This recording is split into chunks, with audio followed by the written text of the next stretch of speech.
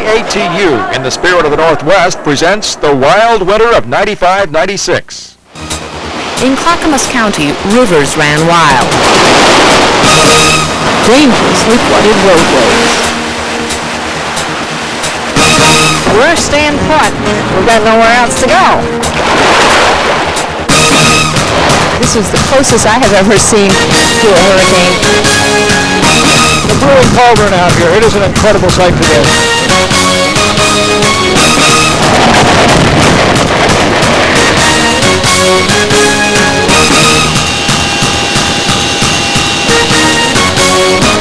The ice was half an inch thick in spots.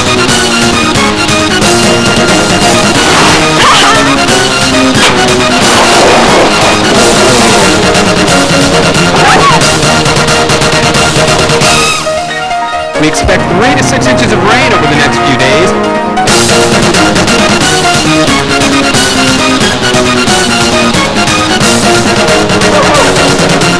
This is normally just a little runoff here.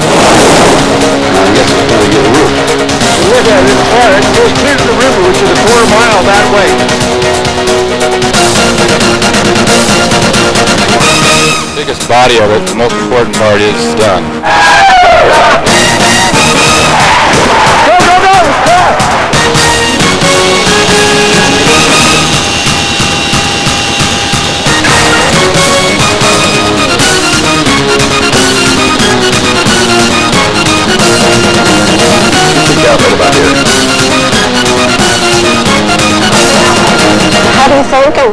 How do you think these people?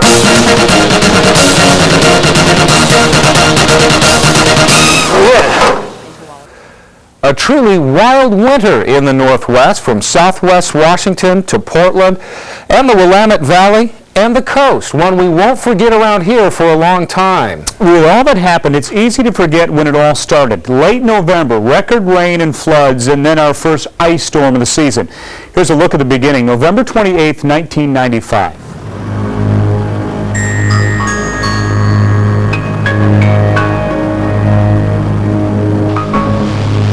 In Clackamas County, rivers ran wild. And while most of us slept, the storm's intimidating rain forced people who lived along the banks from their homes. I had to worry about getting our kids out. You know, we've got 2 small children that this has been the only home they've ever known. You might call this the Salmon Creek Falls, but this is supposed to be Northeast 156th Street. The flood forced motorists to navigate dangerously flooded roadways.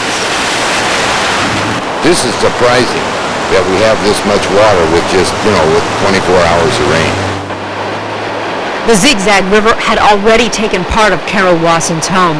Today, it came back for more. In the darkness of the early morning, neighbors heard the frightening sounds as the house was ripped apart.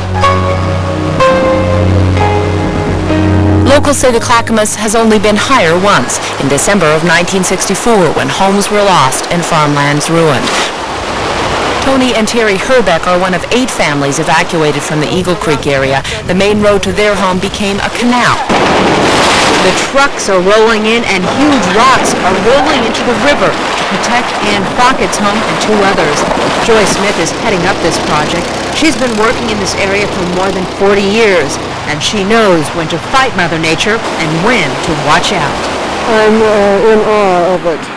Every time water doubles its size, it increases its physical force 32 times. The heavy rainfall sent mud, rocks, and logs cascading down the hillsides, cutting off dozens of cars. The problem area is on Highway 6 near Tillamook. We start our team coverage from there with Mark Hass. Mother Nature bore hundreds of new waterfalls in the Coast Range last night, but they washed logs, mud, and rock across major arterials, including 3 places on the Wilson River Highway. 24 motorists were trapped between slides and were forced to spend the night in their cars. The slide looked like it was about 50. One slide broke across the highway right in front of Dan Scott and his family. We come through and this slide missed from hitting us by about 2 minutes.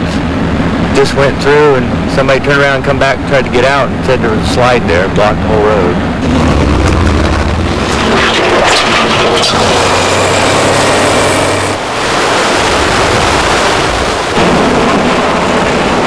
A Coast Guard chopper stood by to evacuate, but lowlanders, even at this RV park, were resigned to hold their ground. The ice catch! We're staying put. We've got nowhere else to go. And then I'll be packing more little things in around now. Meanwhile, the Herbecks put their life's possessions into a small trailer. This is everything I own, right here. Everything I own. The family will watch the weather like everyone else who lives along the Clackamas and pray for an end to this intimidating rain.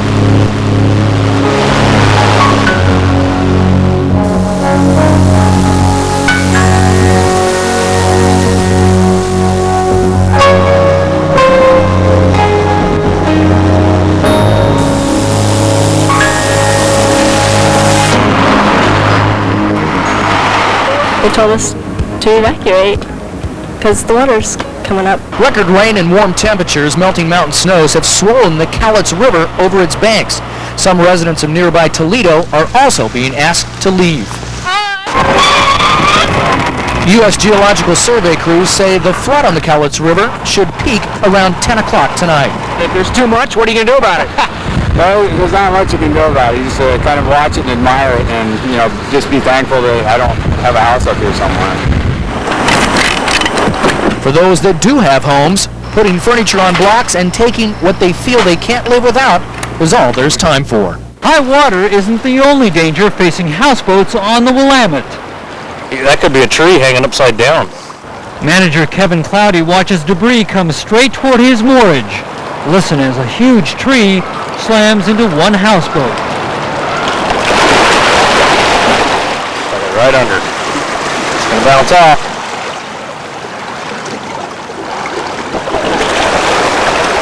That's been freshly ripped out of the ground, too.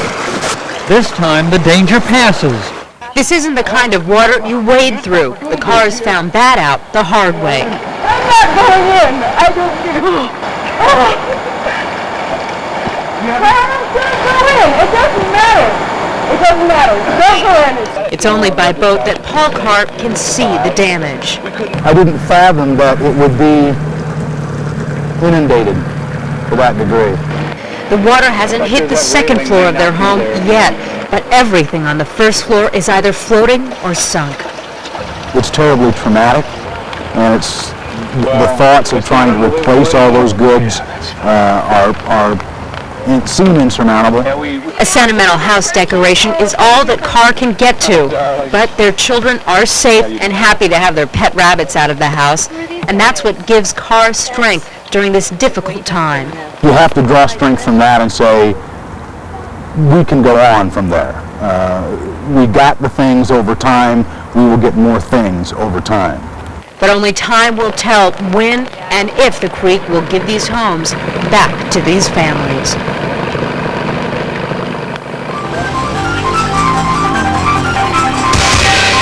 Cold, icy weather takes its toll on our area. Ice topples a tree into a home in Troutdale this morning. Quite a mess outside. Piece of ceiling dropped on me, and I was just buried in all this insulation. But the storm also caused havoc for travelers along 257th in Troutdale. Drivers found themselves stranded as they failed to make it up the hill. Along I-84, truckers and motorists lined the freeway as they chained up to handle the ice and blowing snow.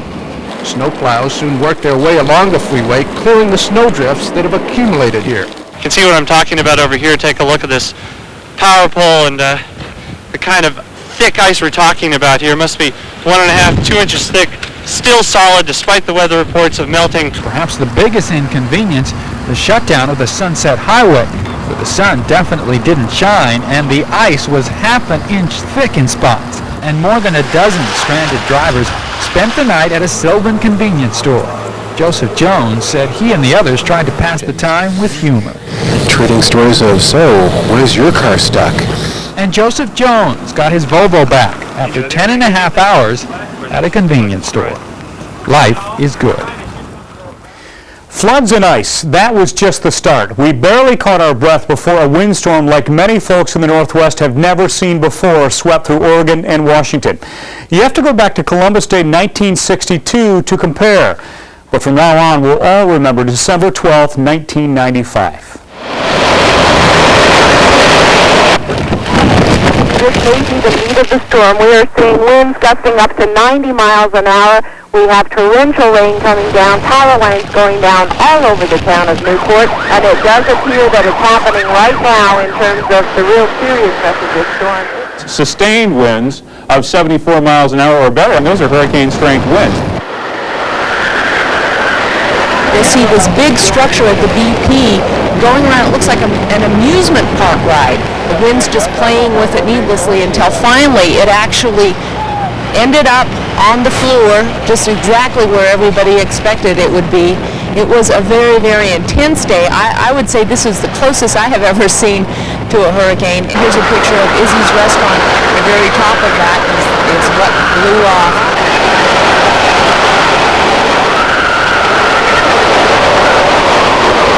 I'm kind of concerned. When we had the Columbus Day storm, there was power outages for 5 to 7 days. Television was virtually useless because of that. So I'm wondering what's going to happen in the days ahead. Jeff, do you know you have something new for us? You're in the newsroom? Well, this could be very serious. We have a report that the dock broke loose at 33rd and Marine Drive. Well, here we are. We've kind of been following this situation unfold. These boats, approximately 40 of them, came across from 33rd and Marine Drive to about a mile upriver from the interstate bridge. We've been watching these boats, and sure enough, as you can see, one right here, about a 22, 25-footer is just about to go under. We've confirmed 3 other boats that did sink on their way across the Columbia River, and we think we see the mast of another one just off the dock down here. Several people down here trying to unload their boats and get them off, get their belongings off. It's a very dangerous situation, as we've already pointed out to you. You see people walking around here without life vests on, which to me seems absolutely incredible considering how rough that water is out there. I mean, one false step and you're in the drink and you're a goner. There's no two ways about it. It's a very dangerous situation. We can't stress that enough, and we sure encourage people not to come down here. I've spent a good many years out here fishing and recreating along this riverway. I have never seen the kind of turmoil, the kind of cauldron, the brewing cauldron out here. It is an incredible sight today. I can guarantee you that that will not be the last boat that goes down here tonight either. Judging from the pitching and rolling that we're seeing on some of these other boats, literally the bows have come up out of the water and dipped right down, decks awash. This piece of stuff that you see in the street, it came off the top of the Port of Portland building that's 17 floors. Happened about a half an hour ago. A woman I talked to said that she was in a conference room in a meeting, and all of a sudden they heard this huge crash, looked out the window and saw this stuff fall over. Now it hit a lamp. They've blocked off traffic on either side, so you have to be careful if you're going to come across anywhere around the Lloyd Center area. And as you can tell, the wind is really starting to whip up. We're at Wilsonville Primary off of Boones Ferry Road, and earlier today, even last night, schools were canceling schools, telling kids to go home early. Well, here is a graphic demonstration. Right here behind me, there used to be a roof. Nothing but sky now. This used to be a play area. Typically on a rainy day, kids would be out here doing their recess. But today, fortunately, the kids were in. You can see the roof over there, about a 60-foot roof, now completely splintered. A tree was blown over in addition to the roof. A very scary scene here. The kids were here in school, but fortunately, nobody was outside. No one was hurt. The highest reported wind gust in the last hour here in Portland was 61 miles per hour, with sustained winds at 43 miles per hour.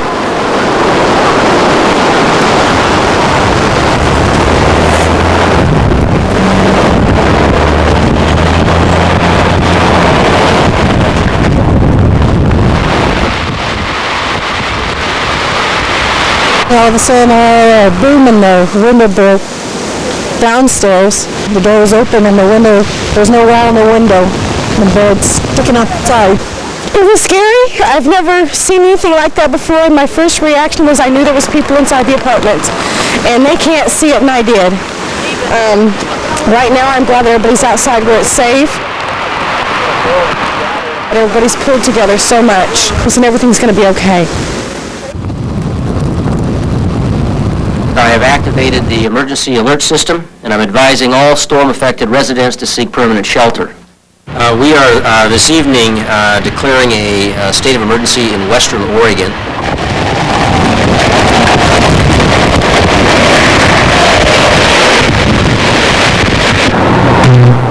And look at those arcing Julie, listen to that noise as that marks. This is where the wind literally snapped that tree. This shows you the wind's power snapping the tree down. This was not the whole roots just being loosened from the rain, but this is where the wind literally took this tree as if it were a matchstick and broke it.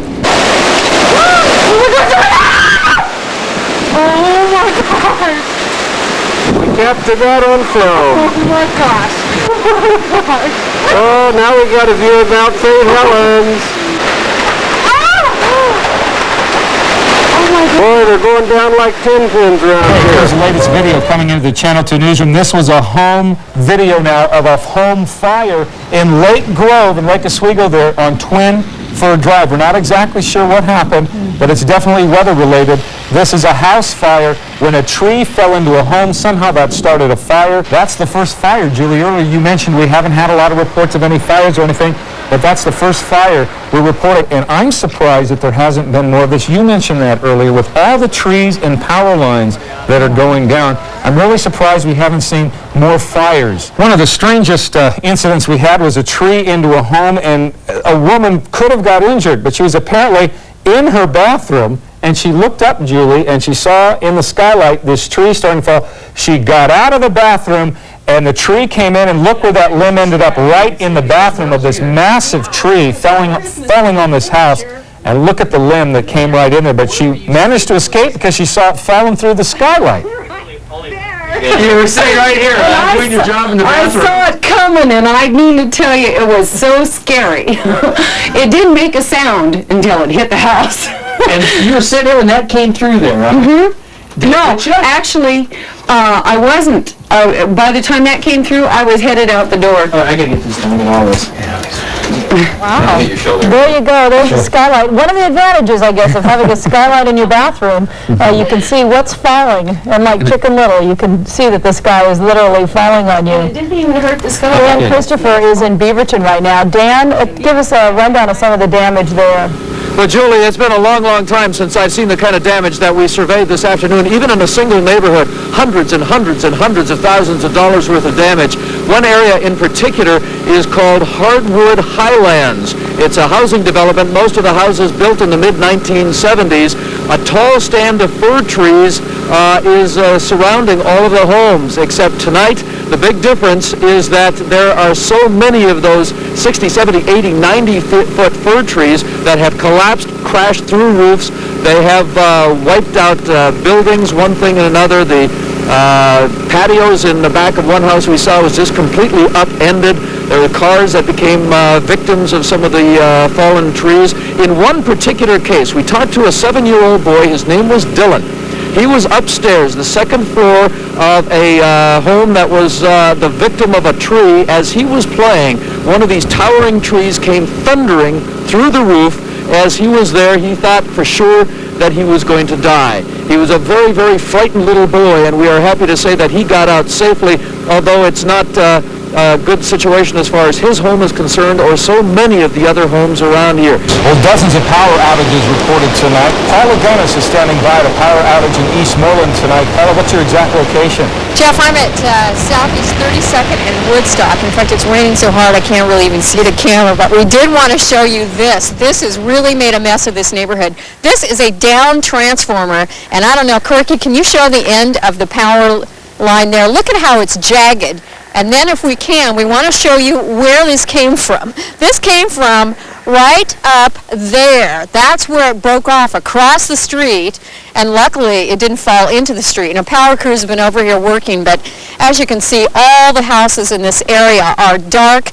People are home tonight. You can see the little candles flickering the area. This is the Laurelhurst area. We're inside the home of Dale and Kay Haney. These pictures taken just moments ago, and they're doing what thousands of folks across Western Oregon are doing tonight. They're living with flashlights and candles. We're going to show you how this family is spending the evening here without power.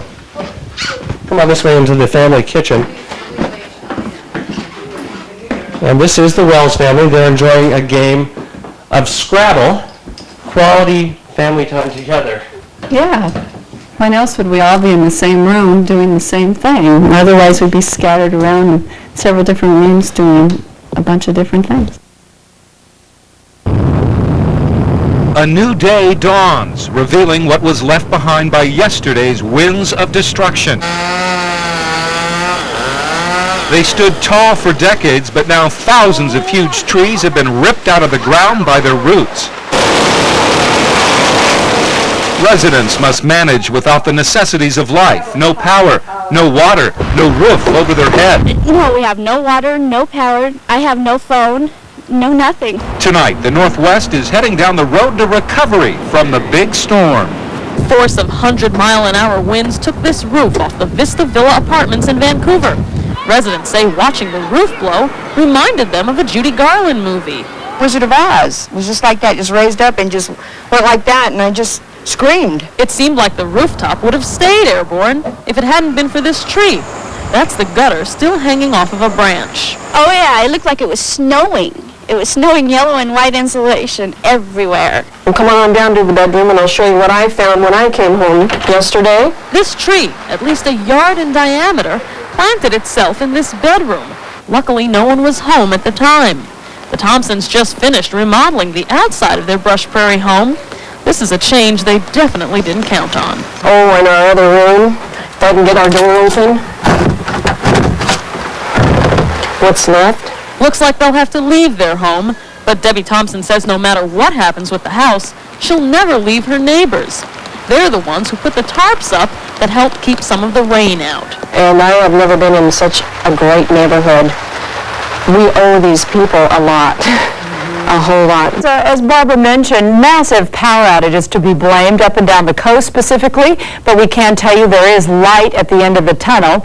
All Pacific Power customers in the Portland area should have power tonight, and the news is encouraging for PGE customers as well. At the peak of the storm last night, more than 300,000 PGE homes were without power. It will be another 3 to 4 days, though, before all power is restored. The fact that the damage happened all at once has utility companies scrambling to make repairs, and the outage has left some businesses in the lurch.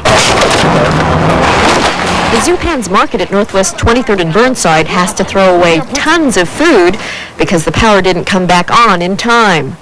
So the fresh juice has gone stale. So has the meat. The dairy products, juices, and frozen foods. They're all getting dumped. Power companies are asking people to hang tough and hang tight because some of these repairs are tricky and dangerous. The weather has been a little tough, but we hang in there. I gotta go answer the radio. Okay. And you can see where the tree snapped off and it came through the roof and took out that wall. Kathleen Marriott takes her insurance agent on a tour of what's left of her home now that an 80-year-old fir tree has rearranged the place. I was worried about my deductible. I was worried about affording the hotel. I was worried about what they cover in terms of the damage. Is there a limit on it? That's what I'm here to do, is calm them down, reassure them that they have coverage and what we're going to do for them under the policy and guide them. Obviously, this big fir tree has created a lot of damage here at the Marriott's house, but it's also affected their neighbors. Some of the branches came down, took down the trusses over here and the gutters, but it will be the neighbors' insurance that will pick up the repair tab for this home, not the Marriott's. And remember all those flattened cars? Well, the car owners better hope they have comprehensive insurance because the property owner is not responsible for the damage. But back at the Marriott's, everything's settled. The owners will spend the next several days in a motel while their home is repaired. There you go. $750. And State Farm will be picking up the tab for everything except a $250 deductible. And to give you an idea of the great expense of this storm, Farmers Insurance alone says they expect more than 6,000 storm-related claims at a cost of more than $12 million, just one insurance company. Signs of the storm are everywhere. Imagine the horror of sitting in a pizza parlor when the entire roof blows off. We noticed at the far corner of the building, the roof started to raise up just a little bit on the outside to a covered patio. And we never thought that the whole roof was going to come off. And all of a sudden, it just exploded and it was gone. Food still sits where about a dozen customers were eating before taking cover under tables. Had they ran out the door to their cars, they may not be alive to tell their story. We were just about ready to get in it, and for some unknown reason, we sort of hesitated. And when we did, we heard this big boom, and the roof was gone, and we came out here and all these cars were crushed. An ambulance was completely crushed when paramedics stopped to clear debris from Highway 20 east of Newport. A fellow paramedic says they got out just in time. Had just started to walk away from the vehicle. Someone yelled, "Look out!" Turned around just in time to see this tree crush his ambulance. As the terror from the storm begins to wear off, the tragedy of the devastation soaks in. This couple says they might have died had they not gotten out of their fifth wheel home before it flipped over. I don't know, it's the only thing I got in the world, man, and it's gone. And we all got scared. We was going to just ride the storm out. We thought we were, tough guys. The toughest problem now is getting power restored. More than a third of coastal towns around Newport are still without it. Somehow, most of the area's telephone service is still working. When the roof came across it, they knocked down 3 poles, took all the cables out, but they're still working, thank God. Thanks is what many coastal families are giving tonight as they continue to dig out from the storm that's uprooted their lives. Country folks in remote areas are facing big challenges in day-to-day life today. Grant McCombie traveled through rural Washington County to see how some are coping with no power, no phones, and no water. Forest Grove utility workers clear trees and debris off power lines so the electricity can be turned back on. At Pacific University, 6 huge trees crashed into buildings and across the campus, but haven't prevented students from finding a path toward higher learning. The college reopened today. In the nearby rain-soaked countryside, Washington County's rural residents are just beginning to live with the fact they have no power. Mike Hundley loves the view of his 18 acres from this huge deck, but yesterday he worried the winds would carry it right into his house. Now without power, he can't pump water from his well, so jugs of water will have to do, and he says that could last 3 more days. This is definitely the price you pay for living in the country. But when you live in the country, you just don't have, you're on your own when something like this happens. You just have to use good common sense. In some cases, it's a matter of too much water. Here near Gaston, Oregon, where they've been without power since the storm hit, waterlogged trees have just laid down on the power lines. PG&E crews continue working around the clock to bring the lights back on, but local flooding hasn't helped them. Swollen creeks lap at many doorsteps, and it'll be quite a while before anyone takes a swing at the local ball field. All this has left many feeling like they've been hit with a 1-2 punch. Still, many aren't ready to throw in the towel. Dilley resident Liz Jordan says the inconvenience of cooking and lighting with camping gear does take some getting used to, but she sees a silver lining in the dark storm clouds. Oh, it's kind of nice not to have the television on, everybody we're actually talking to each other and playing games and reading. I think my daughter actually got her homework done last night. That's a sense of humor that may well be tested in the days to come. Near Dilley, Oregon, Grant McCombie, Channel 2 News. An aerial tour starting at the coast. And stretching to the Willamette Valley shows off the incredible damage from yesterday's big blow. Governor John Kitzhaber has now had a first-hand look at the storm devastation along the Oregon coast specifically. A Channel 2 News crew rode along with the governor as he took an aerial tour of the coast aboard the Air National Guard plane. The governor also toured heavily damaged areas on foot and visited with troops helping clear Oregon coastal highways. The governor says his office is hard at work on a statewide damage estimate and that a request for federal disaster assistance is likely.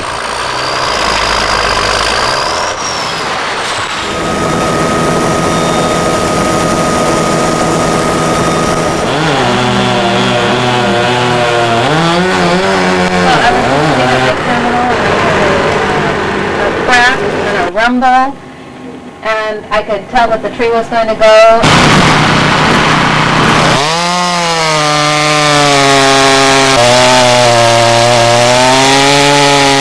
If you have a tree down in your yard, you're responsible for having it removed. If the tree is an elm tree, do not keep the logs for firewood. You're supposed to call the city to come and collect the wood. This is state law because officials are worried the beetle that causes Dutch elm disease might be in the bark. Drive down almost any street and you'll see a tree uprooted in someone's yard and meet a homeowner faced with doing something about it. Yeah, somebody said since it's not on the other side of the sidewalk, I have to pay for it. And it'll cost Cedrice Phillips. Somebody came over and told me that they would come cut it down like $250, so I'll probably end up having to pay $250 and get it cut up. The city doesn't charge to saw up trees that are creating public hazards, like this elm that fell across Northeast 20th and Irving. But homeowners are responsible if the tree is on their property. City tree experts say it's best to hire a reputable tree service and not do it yourself. If you want to tackle it yourself, you are taking some risks. It's dangerous work. Trees twist and turn, and a lot of them are under pressure from the way they fell. It's the ground, it's quarantine. If your tree is an elm, state law says you can't keep the logs for firewood. The reason? A deadly tree disease. One of the insectopathogens, the Dutch elm disease, harbors in the bark of the wood here, and so it's just eliminating the chance that it might infect another tree. You can see removing trees is not only a dangerous, but delicate business.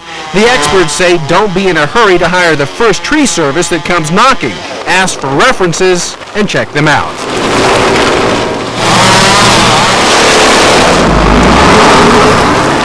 Back here where we were earlier, you can see that that's all that's left of the tree and of the car that was smashed by the tree.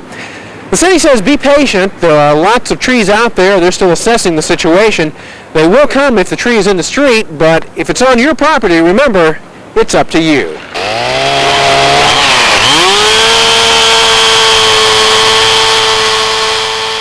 And as you can see back here, we have about 21 trees that have fallen on our property. We just have to start cleaning up now. I think it'll take us probably a year to clean up. Earlier today, we took to the air to see just how bad it really is.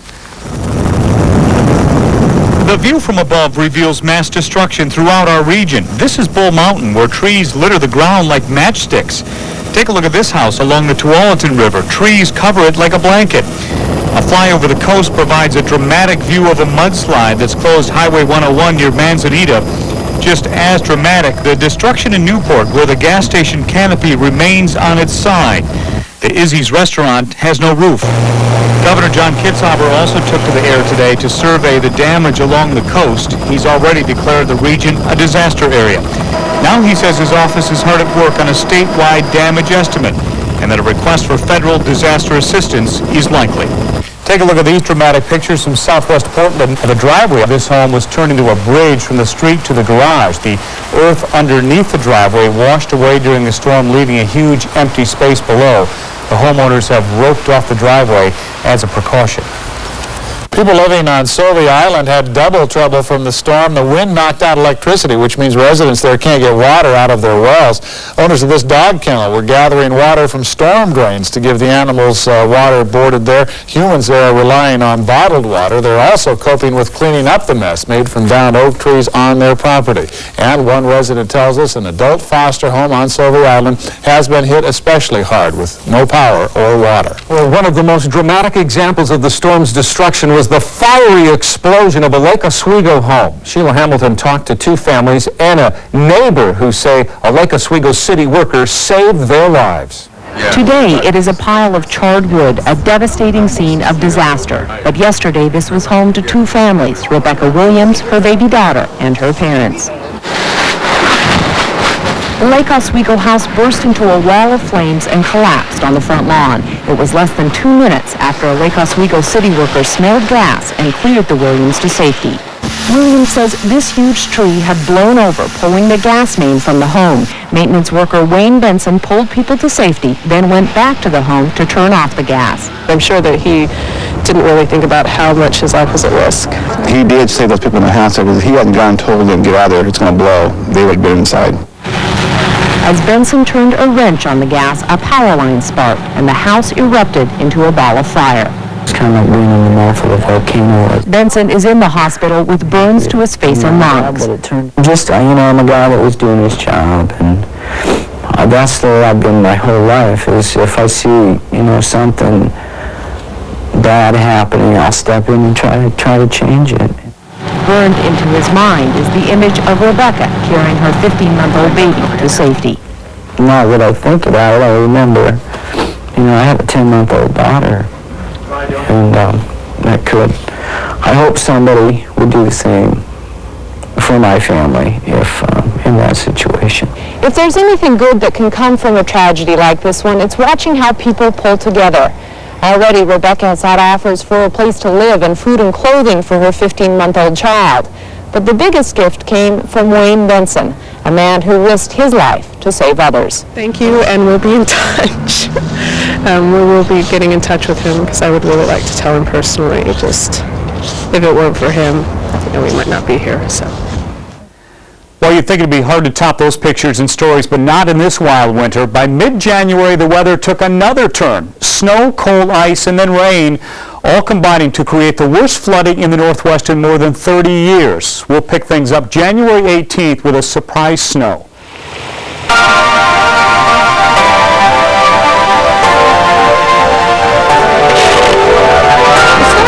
County around lunchtime, and in about 30 minutes, an inch had already stuck to the ground. A familiar sound on West Burnside as falling snow piled up and packed down, leaving nothing but thick ice on the steep road. The weather was also tough on pedestrians. It isn't too comfortable walking around in the cold slush, especially if you were like many who didn't know what was coming and really weren't prepared. Everybody's just stopped all the way through to downtown. I've been on the road here since 11 o'clock. And Warden wasn't the only one. Despite the bumper sticker, these folks weren't going anywhere. I was hoping to come up. The traffic stopped and I have rear-wheel drive. No chains. Stupid woman driver. On a normal workday, Pioneer Courthouse Square and the rest of downtown Portland would have been full of people. So some say it's good that this snowstorm hit on a weekend. For some, fun in the snow meant a good cardiovascular workout. White flakes began falling before sunrise, and by the time most people began to stir, roads were blanketed with several inches of snow. It created a slippery problem for some drivers who ignored the state police's warning to stay home unless absolutely necessary.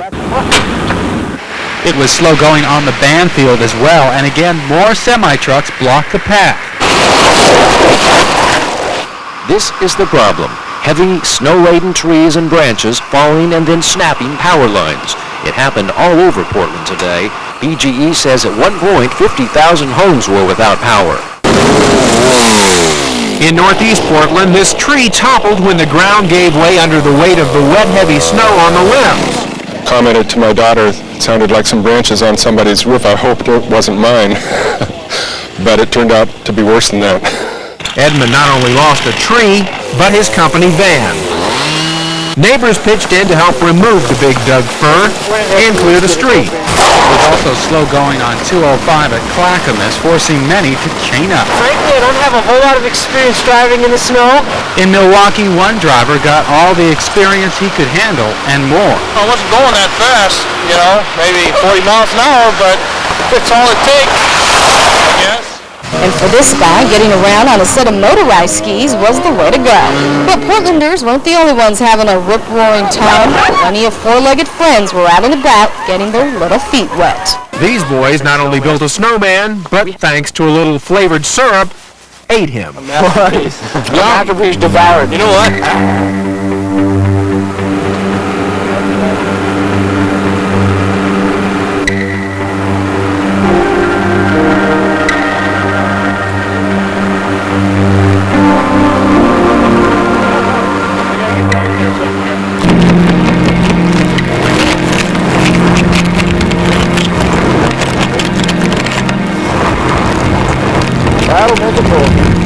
On Highway 26 near Sandy, cars like this one left on its top reminded other motorists to drive carefully.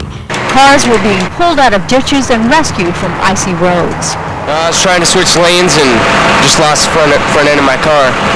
Lost the steering. As winds picked up, snow swirled over the top of the roads, making it for icy driving and tough to see. It was not a great Sunday drive for these people trying to get around near West Burnside this morning. Without any traction devices, the car tried to get up the hill, but kept sliding down. Clark County got off to an unusually quiet start. The icy Sunday morning kept many indoors. This is what it was like walking earlier today. Most people decided it wasn't worth driving on the icy streets. They stayed at home. And those who tried to get around by walking also found out it was a slippery one. I was coming this way, he was coming this way. I see him, you can see his tracks right here almost. 5 people were involved, 2 of them critically injured. You can see the ice made it even more difficult for emergency service crews to get this gurney into the ambulance. The foul weather was foul for one of our fine feathered friends. It just wasn't ducky for this duck that kept slipping and sliding on the ice.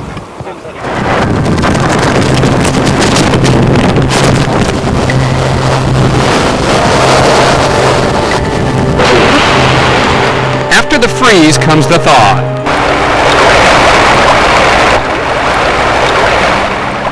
And already there are signs of high water. Right here we have water going across both lanes, and I just unplugged the catch basin. You seen a lot of that? Yeah, we're going to get more before the day's over. And before the week is over, the flooding may be on local rivers instead of local roads. We expect 3 to 6 inches of rain over the next few days. That, along with snowmelt, may be too much for some streams. The rivers that drain from the Coast Range, the North Coast Basins and Central Coast Basins, and then also some of the ones that are draining from the Cascades. Right. We could be seeing something in the Clackamas and Sandy. Frozen yesterday, today the Sandy River flows. Below bankful for now. I've never seen it like this before. This is the first time I see it, even with any ice on it. It was flooded here a while back, but last time we had that storm, it was clear up here to the top. Over on the Columbia, the ice flows are fading and the river still has plenty of room for meltwater. The Willamette is warmer, no slush to be seen.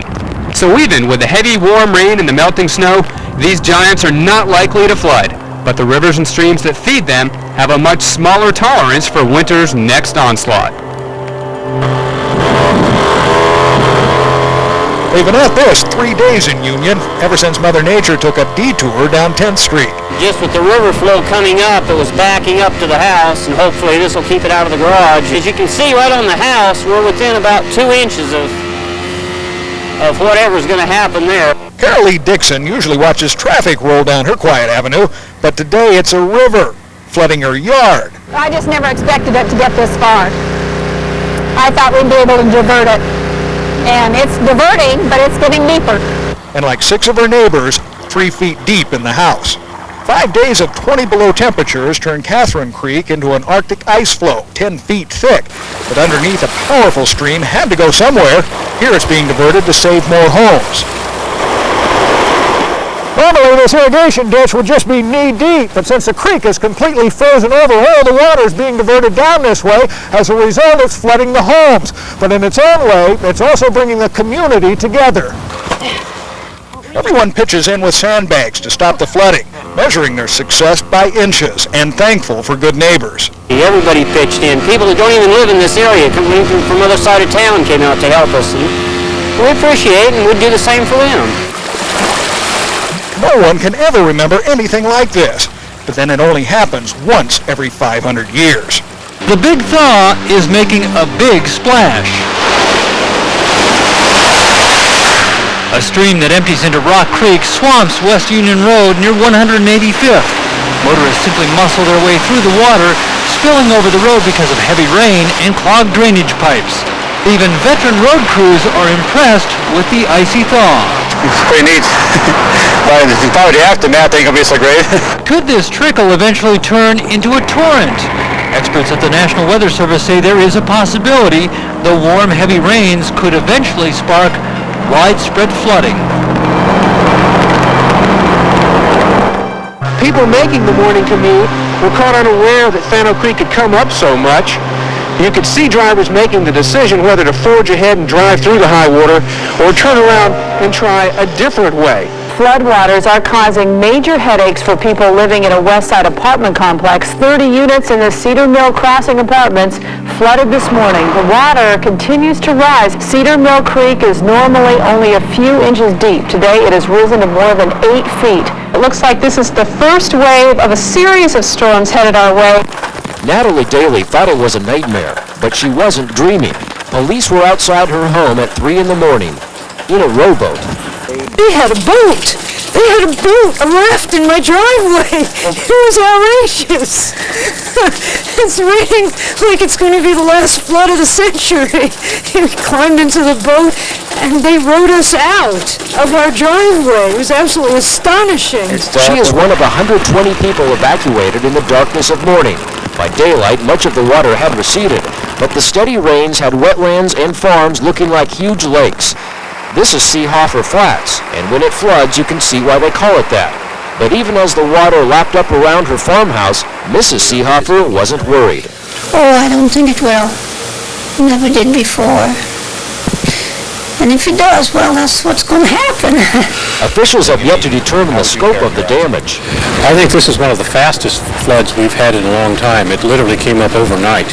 While more rain is predicted, many residents who were yanked from their homes are praying that it won't fall as fast so that they can clean up and dry out without ever having to go through this again. It's not just the wet carpeting and wet flooring, it's the things you left behind. You can't take the dog and the cat with you, you know? So, it's a very scary night. The floodwater came from up the street, where driving was tough. A car left high and dry from raging floodwaters pouring down the hillside. My neighbor's in bad shape. Every time he does overflow, he goes down into his property, and it looks like he's getting it worse than normal. The power of the gushing Malala takes down tall, healthy trees, washing them far downstream. The way we describe the Malala is it comes up fast and it goes down fast. Joan Nason has lived along the Malala for 25 years. You can watch as the river starts soaking her backyard and heads towards her home. Take a look at these pictures of the river. It's at Mill Dam near Estacada. Look at this. The Clackamas River running near its highest level in 10 years, spewing water over the spillway of the dam. The River Mill Dam generates power for PGE. What a difference a day makes. Yesterday, it was the ice we were worried about waking up. Some of my neighbors saw him slipping getting that morning paper. Was that only yesterday? Yeah. Yeah, what a difference it makes. Let's go to Curran Snipes again. Curran, you probably remember the difference between yesterday and today, right? You stay right there, Curran. We're going to compare. This is Curran yesterday. And look at that, Curran. Your slip sliding away there. Tonight, you're wet. Yesterday, you were sore. You took your little fall there. What do you prefer, Curran? I think I'll take this nice wet weather any day. No doubt about it, homeowners are taking a beating this winter. First it was wind, whipping trees on top homes. Then a deep freeze paralyzed people's plumbing from within. Now it's floods lapping at the front door. Tom Jaffe doesn't live anywhere near a stream, but the ground is so saturated it's even backed up his French drain. It's not handling it. It's overflowing and going down into the basement. He had this sump pump on most of the night. That kept his basement from flooding. Marie Matzies thought she had a famous river flowing into her basement. To my car, it flooded over the top here, and it came down over these sides like Niagara Falls. There's a walk under here someplace. Matzy says she's found cleanup after the flood can be the toughest, especially since last week's big chill left her without water. Now she's left with a big mess. We expected some high water with all the rain and the snow melt, but no one could have predicted this type of flooding. High water is rushing across several roads and through dozens of communities, soaking everything in the way. And this may be only the beginning, because we could get another half a foot of rain in the next few days. Above Highway 30, the hills are alive with waterfalls. The highway has been closed for most of the day. The road is covered by water or mud. Businesses are little islands. There's too much water. It has to go somewhere. Roads look like rivers of thick mud. The St. John's Bridge is closed. You can't get to it anyway. Elsewhere, a very muddy Johnson Creek is filling its banks. How about Mount Scott Creek? Yes, that's supposed to be a creek drowning the parking lot. You can see the Clackamas River is also a threat, while the Tualatin River has turned farmland into a floodplain.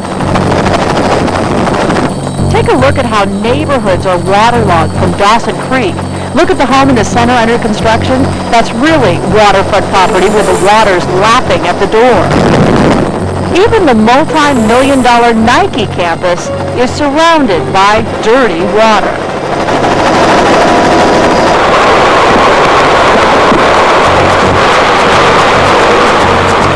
Never seen anything like it. Water from here clear.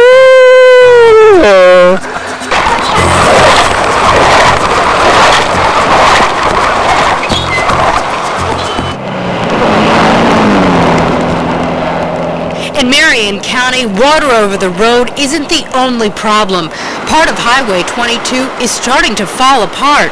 But when the sign says, "Be prepared to stop," Lisa Pattison and Jim Lind had no idea what they were in for. We came around the corner and there was this huge canyon hole.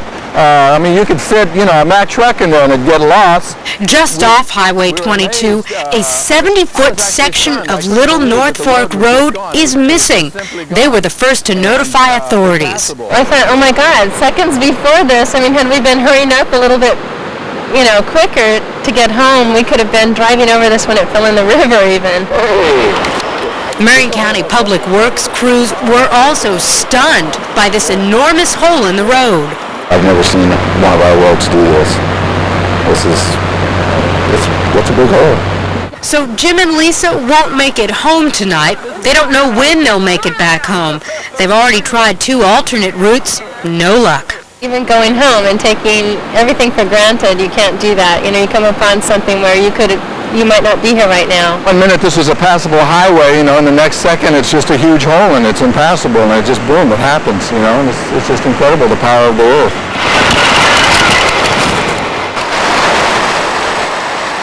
As night falls, the waters keep rising. Several creeks and rivers in our area have flooded or threatened to flood. Even areas that aren't traditional flood spots are washed out. Residents are turning to sandbags in an effort to protect their property. But will it be enough? Now take a look at this. You can tell how high the water is behind me, but I'm going to use this spotlight to point out what's happening just on the bridge, just below where we are. You can see the creek now is barely making it underneath that bridge. And over here, we can see just how close Salmon Creek is to take it out to Robinson's house. This is Salmon Creek right here. They've been all day long putting sandbags along here. And right down along the line here, you see it's been holding a little bit. This gets way there. It's just now starting to come up over it. That's how the waters have been rising, and these sandbags that they've had all day thinking that it's holding back, not sure at all it's going to work, but they are going to bring in some more through the night, and everybody's just keeping their fingers crossed that sandbagging and a little bit of help from Mother Nature, that these waters will start receding instead of continuing to rise. Let's go to Mark House, who's on the Sandy River. Mark, bring us up to date on what's happening there. Well, Julie, the Sandy River is now, according to Troutdale Police, at its highest level since 1964. And old-timers around here know very well what the Christmas flood in Portland was all about 26 years ago, back in 1964. It is a black and white version of today's flood damage. December 1964, Portland Harbor reached 30 feet higher in surrounding areas. How high was the water here, Bill? It was 32.5 inches, as near as I can find out, according to watermark on my lace curtain on the front door and inside on the wall. Thousands of Oregonians were evacuated. The state was declared a disaster area, but even the experts could not foresee it would happen again so soon. Actually, this flood would occur about once every 200 years. I would say that perhaps happen about as often as your next-door neighbor's wife having triplets twice in a row. Now, 32 years later, rivers are raging, dams are stressed, and people's homes and businesses are in jeopardy. The other great floods. In 1894, Portland Harbor reached 28.7 feet. People made their way through Portland's downtown in rowboats, and the fire department used a barge to make its way through town. In 1923, another big hit when Portland Harbor reached 25.3 feet. A similar flood in 1948. But most living Oregonians remember 1964 as the big one, the real disaster. Was everything ruined? Did you save something? Well, I saved but very little, to tell the truth. I didn't expect anything like this. And some worry December 1964 will be copied in February of 96. In Portland, Sheila Hamilton, Channel 2 News. Sheila, what can you tell us relative to the insurance picture? Well, what we found out, Paul, is pretty disturbing. The Federal Emergency Management Agency tells us that fewer than 20% of the Oregonians who live in floodplains own flood insurance. Some of these homes here, right on the river, have the water all the way underneath them. Fortunately, the mobile home itself is a couple feet off the ground, but residents are definitely anxious about how high this water has come so quickly, and authorities are actually considering evacuating some of these folks if the water gets much higher. As you can see, a number of tugs are holding back the rafts right now. They actually have gentlemen out there on the rafts, hooking them together so they can get a better handle on what's going on here, so they can organize these rafts into better consolidation. But from right now, on the Willamette River at the Newport Bay restaurant, the logs are here. It was just a little bump, a little kiss, but they found out that it could have taken the whole restaurant had the logs not hit the Markham Bridge first. Are you a Portland resident? Yes, I am. Have you seen the river like this before? Never seen it like this. This is treacherous. I can't believe it. What happened? Mother Nature's getting us back for all the things we've done wrong or something. I don't understand.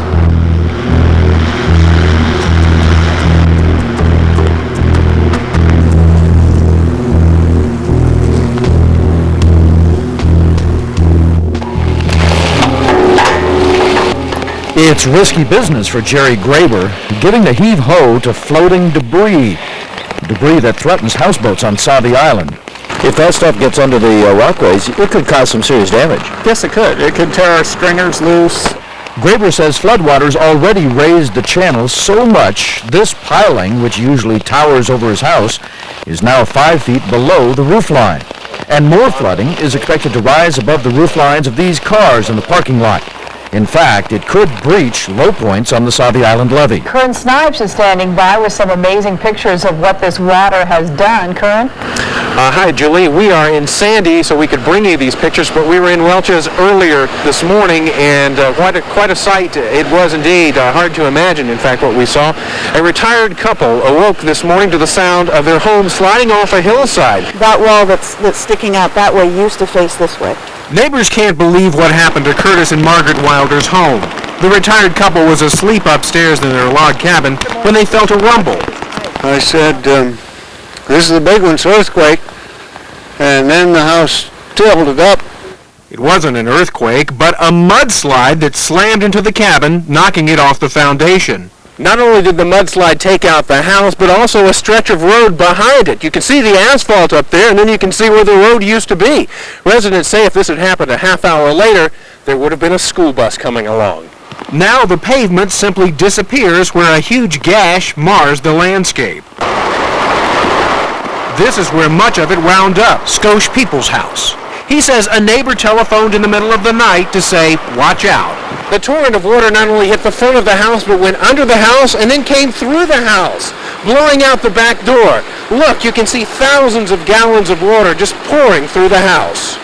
Meanwhile, Curtis Wilder talked to his insurance agent, but the future wasn't really on his mind. What do you do now? We're lucky to be alive. We're thankful to be alive. Good evening, everybody, on a day we will never forget. We are not out of this yet. It's bad right now. All the creeks are over their banks. They're all flooding that we've seen, and there's still more to come. There's a lot of snow out here yet to be melted.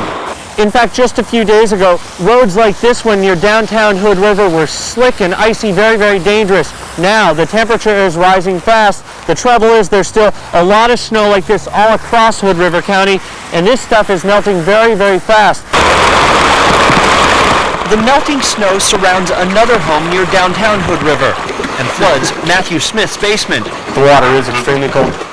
So cold, you can even see ice floating in the mess. A mess created when water rushed through Smith's neighborhood. And the water just rushes in through the windows, knocked a couple of the glass panes out. Around the corner, more misery. Workers at the Swell City Carpet Center try to save what they can. all these rolls of vinyl and along here and all the VCT, what happens is even though you only see the water up to here, it's actually soaking up a lot higher. Water covers the warehouse floor, damaging everything it touches. I'm kind of kicking myself because we could have prepared by getting everything off the floor, but had no idea it was going to be this bad. We are asking people to stay indoors, not travel if they don't have to stay off the telephone so emergency people can communicate with each other. It's been a soggy day over on the Oregon coast, and frankly, there's just no easy way into Tillamook County tonight. Let's go to the video and I'll show you. There are so many reasons. Here is a huge one. This is Highway 22, a huge cave-in extending about 50 feet back underneath the pavement gave way and basically forced our motorists to turn around and head back towards Highway 18. This was near Hebo. Here is the big reason most people cannot get into Tillamook tonight: a flood, basically surrounding the community, stranding vehicles, stranding their drivers, and surrounding the entire town, making it virtually impossible to get in or out of Tillamook tonight. They say it's the worst in 40 to 50 years, the local residents. Floodwaters from snowmelt, buckets of rain, and high tides caught everyone by surprise.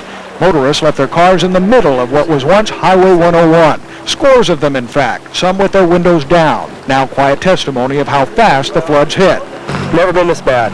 As long as I've been here, as much as I've been told, it's never been this deep. I've never seen it this high up to the road. Livestock were not spared either. The impact on local farms can only be guessed at, but it will be devastating. Late today, a state of emergency was declared by Governor Kitzhaber, as many farmers, helped by friends and neighbors, rushed to get their dairy herds to higher ground. And with a much soggier day to come, Tillamook County can only prepare for more flooding to come. In southwest Washington, this is the scene in Lasseter. A section of Timmins Road gave way late last night, slid down a hillside. One man escaped injury just before the road crumbled. Barbara Wood has been in Bingen across from Hood River, where the situation is also very serious. It all started when the thaw began on Snowden Mountain. Now, Walnut Street in Bingen looks a lot more like Walnut Rapids. I can't believe the force of the water. It's just a small creek that runs. And this road isn't usually flooded. This is the first time it's been flooded. Dry Creek really got going around 6 this morning. By 9 o'clock, the townsfolk knew they were in trouble. Well, this is normally just a little runoff ditch. Rock-filled muddy water flowed steadily as people worked quickly to get sandbags in place. Looks like the homes over here are going to be okay. They got the sandbags up in enough time, but not in time enough for the folks down the street at the Elkhorn. They just took on 2 feet of road. Karen Jorgensen's the president of the Women's Auxiliary. She can hardly believe her eyes. Everything is ruined. It'll be months if we ever get open again.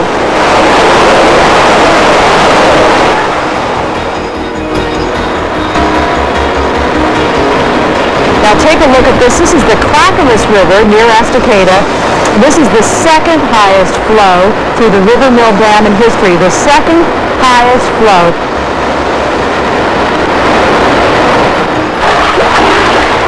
We found Brian Butler wading through 2.5 feet of raw sewage and water. This muddy maze used to be his basement, but he's not leaving his home along Mill Creek. We got flooded from the opposite of the creek side of our house, so it really was something that we weren't prepared for. Butler's gambling he'll be safe, but many others who made the decision to stay put are now trapped by the river running wild. Anxious residents of this mobile home park in Carver could do little but watch the rising tide. Upstream along Tranquility Road, it was anything but tranquil as Clackamas County Sheriff deputies used boats to rescue stranded homeowners. Yeah, we don't really twist their arms. It's their decision. We encourage them to come out, and we're going to facilitate that as best we can, but some people are bound and determined to stay, and so we're going to let them. This man's daughter was one of those trapped by the floodwaters. She's involved, and I'm worried to go out. And look at it, it's far. It goes clear to the river, which is a quarter mile that way. The waters of the Santiam haven't been this high for more than 30 years. and I guess it's going to get worse. Fear the waters will rise even higher has rescue crews asking people along the Sandy M's edge to leave voluntarily. I was going to stay home, and then looked out the window, he jumped a foot. I couldn't believe it was so fast. Not like being on television. Raging waters surrounded several homes in a secluded wooded area. A Coast Guard helicopter came to the rescue, but found the trees made it difficult to get 8 people out. Taking 2 at a time and landing in the middle of Highway 22, they got the job done. Well, it was pretty wild. They did a good job, though, and I just hope the animals are okay. That'd be scary, though. Yeah, it was real scary. I guess the horses can swim, though. But chickens can't, and neither can pigs. Now that 24 people evacuated from this area are safe, they're now concerned about their livestock and property. You're looking at a live picture, and look at the Willamette right now. It's sitting at a little over 20 feet right now. They expect that to go even higher, and there is a chance by tomorrow that the river could rise above the seawall and start to flood out some of the areas in downtown Portland. A dire prediction for downtown Portland tomorrow as the Willamette River continues to rise. Flood stage is 18 feet. Right now, it's nearly 21 feet. But listen to what Portland Mayor Vera Katz is saying tonight. We have new information that tomorrow by 7 p.m. we expect the water to rise to 28.8 feet over the by the wall. That probably will be over the wall by then. So it's a couple of hours sooner than we anticipated. And so all the work that is being planned tonight will start tomorrow, and we'll just get it done by the time that reaches that height. City employees have worked into the night to develop the plan to save downtown Portland from flooding. Sandbags ring the Northwest Natural Gas Building. Among the businesses on that bottom floor, a bank, a restaurant, and the offices for the Portland Rose Festival Association. Sandbagging will continue in downtown through the night and into tomorrow. Sandbags are going down in hopes of cutting off the rising waters of Mill Creek. The stream is over its banks, flooding streets, and now threatening homes. Even though the water is already surrounding some houses, people remain optimistic sandbags will do the job. Yeah, hope so. Yeah. We're trying. That's about all we can do, I guess. It's tough enough getting around Salem with storm drains backing water onto streets so they have to be closed, but now there's even a bigger problem. Mill Creek here is now spilling over the bridges that it once flowed under. That's causing backups all around town and major headaches for people just trying to move around Salem. High-clearance four-wheel drive trucks are about the only motorized vehicles making it down Ferry Street. Bikes work up to chain level. On foot works about the best, but you're going to get wet. Where's the wood, Jeff? Where's the wood? This man and his son were picking up logs floating all over the streets. He says he's preparing for the next round of wicked weather. If we get hit with another cold snap, I'm going to need this wood. If we don't, I've got enough to make the winter. So it's like a gold mine for you. I love it. Yeah, and I'm cleaning the street at the same time. And giving Jeff a ride. He's 3. Floodwaters from Johnson Creek turned Foster Road into a lake. Many homes and cars in a 20-square block area are already flooded out. Despite the mayor's suggestion for voluntary evacuations, some longtime residents are staying put. The water's already at Ron Springer's doorstep, but he still won't go. Taking the horses out. Don't want them in the floodwater. These people evacuated horses to higher ground. One boy picks up a mailbox washed away by the high water. Even the driver who gave us a ride through the flood says it's time to go. I think they should have taken it seriously about 2 or 3 hours ago. It's a little late now.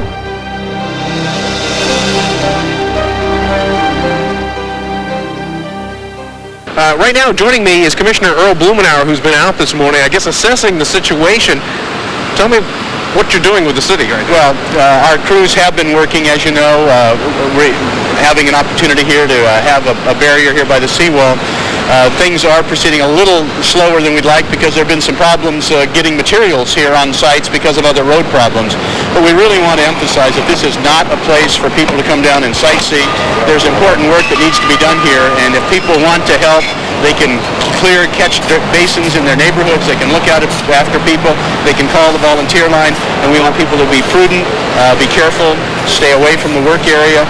and think a little bit. This is a morning that it might be wise to take an extra hour or two, listen to the news, get the information, if at all possible. Okay, thank you very much, Commissioner Earl Blumenauer. Appreciate you spending a few minutes with us. I want to show you what the gauge does look like right now. And you can see it goes up to 31 feet, and it's now at about 23 and a half feet. It has come up about a foot in the past hour or so. And folks that have been coming by just say this is incredible to see. They've just never seen anything like this. It was still dark this morning at the Waterfront Park seawall, but volunteers were there doing their part. Right alongside City of Portland maintenance crews were everyday folks filling sandbags and forming a human chain to throw the bags onto trucks. What makes these folks drop everything at home and pick up shovels at the seawall? Some say they answered a public plea for help. I saw the news this morning and they had pleaded for some help from carpenters to help reinforce the wall, and I don't know anything about carpentry, but I know how to handle a shovel. Dan Kahn is a law student and part-time carpenter who decided to offer up his skills free of charge. I've been wiring up the plywood to the rails and then throwing up sandbags and tossing gravel around and, basically having a great time. And volunteers were rewarded with camaraderie and a good hot meal offered by several local restaurants. It is pretty amazing. A lot of people down here and everybody's friendly and doing their job and however they can help. That's the mission right now. The volunteer everyone pointed to today was Linda Swearingen. She and her friend were trying to get back to Redmond when they gave up and joined the party under the Morrison Bridge. We've called all morning trying to head home and we can't, so we decided to come down to the waterfront and just volunteer and help people out. And it's neat to see how Oregonians pull together. Right here we've got just a few remnants of some sand. This is where the volunteers all scrambled to put together the sandbags.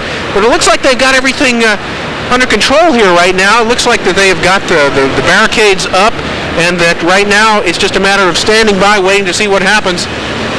We do want to show you that gauge because we've been following that all day long, and you can see there that it's over 25 feet now. It's swirling just a little bit, but it's over 25 feet, and the water continues to rise.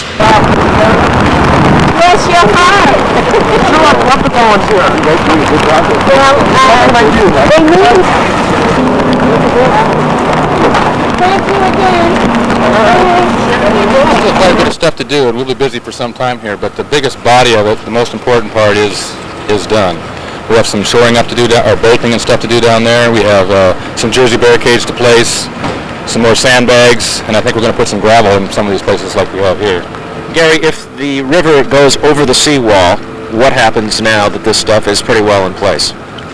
Well, we hope we just get to stand back and watch it slide on by. Basically, the barricade is to slow the water from coming over. It isn't going to stop every drop, but it's going to let more water go by than comes in. Are you surprised that this went up so fast? Yeah, I am. What I'm also, you mean the work or the water? The work. I'll tell you, 4 hours ago, I never would have bet on it. We had a lot of volunteers. We've had more city involvement too, and the volunteers, I think, is what really put it over the top. The volunteers have done a stupendous job in getting all of this pretty well shored up. We've got plywood for most of the 2 miles along Waterfront Park, plywood, and 30,000 bags of sand. The Willamette Falls area, and you can see behind me just how dramatic the picture really is. The falls have pretty much disappeared in this sweeping current that we have right now. I just talked to somebody who told me that there's normally a 25, 30-foot drop in the falls there. That has pretty much filled up, which gives you an indication that's about how high the water is. By 6:30 a.m., the Columbia River reached 23 feet. Flood stage for this area on Columbia Way is 20 feet. Just the awesomeness of the power of this river. Seeing the river this high under the I-5 bridge is an eerie sight. Many residences and businesses all along the river did what they could to protect the buildings. Many have evacuated, and Vancouver isn't the only area in trouble. I was here in 64 and there was a lot of water, but I don't remember quite that high. I live in Woodland and we moved our trailer out at 2 o'clock this morning, and our park is underwater. In Washington state alone, 6 counties have declared a state of emergency, and of course this is one of them. What a mess we have throughout the region. We're going to switch to OMSI, right on the Willamette River on the east side here, where our reporter Jeremy Diesel is standing by. What's the latest, Jeremy? Well, things are looking much better here at OMSI, and it's all because of these monstrous lifelines. They've now attached pumps to the basement that's been flooding for 3 days. The crisis hour hit at 3, between 18 and 20 feet of water flooding the basement area of the museum. It's coming in from all sides. It's not just the riverside. We've got open electrical conduits from the old building that were there. We've got cracks in the ground, cracks in the cement. Several heavy-duty pumps weren't enough to keep up with the rising water. A basement-level main electrical power box was in danger. Water coming within 1 inch. The catch, turning off the power, would have turned off the pumps. The savior of OMSI in this flood may turn out to be these generator pumps. They're pumping thousands and thousands of gallons of water a minute out of the basement of OMSI. You can see the outflow tanks. What's coming out of here are 9,800 gallons of water. That translates to 240 bathtubs worth per minute. We want to go to Salem now and show you the scene earlier today to give you some sense of the human loss, the human drama, and the emotion that comes attached with a day like this. We've lived here for, about 25 years, I guess. I can't just walk up and leave. It's our home. Bob Hadley has lived along Mill Creek through the 1964 flood, but this time the water is coming from the front and the back. Much worse than the 64 flood. Much worse. I don't, and if this was the end of it, I would say they're comparable, but it isn't the end of it. Where's the water that's underneath the house? About 40 students from Oregon City High School lined up to help out the Emporium department store after the store's basement began to flood. They volunteered. They called us last night and said, you need help, and we said yes. We have the first pictures from that area, close-up pictures of what exactly happened to that building. Here's a look at the devastation. What you're looking at, just so you understand the power of what happened here, you're looking at a 2-story building that had a parking complex underneath it. So not only did that building get knocked off its foundation, but then the first floor parking area was also collapsed onto it. Incredible pictures from today. Take a look at this. Wow. Wow, look at it, it's coming down the hill here.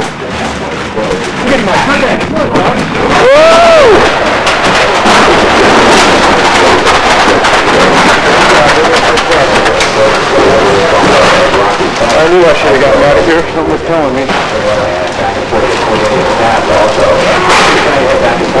Oh,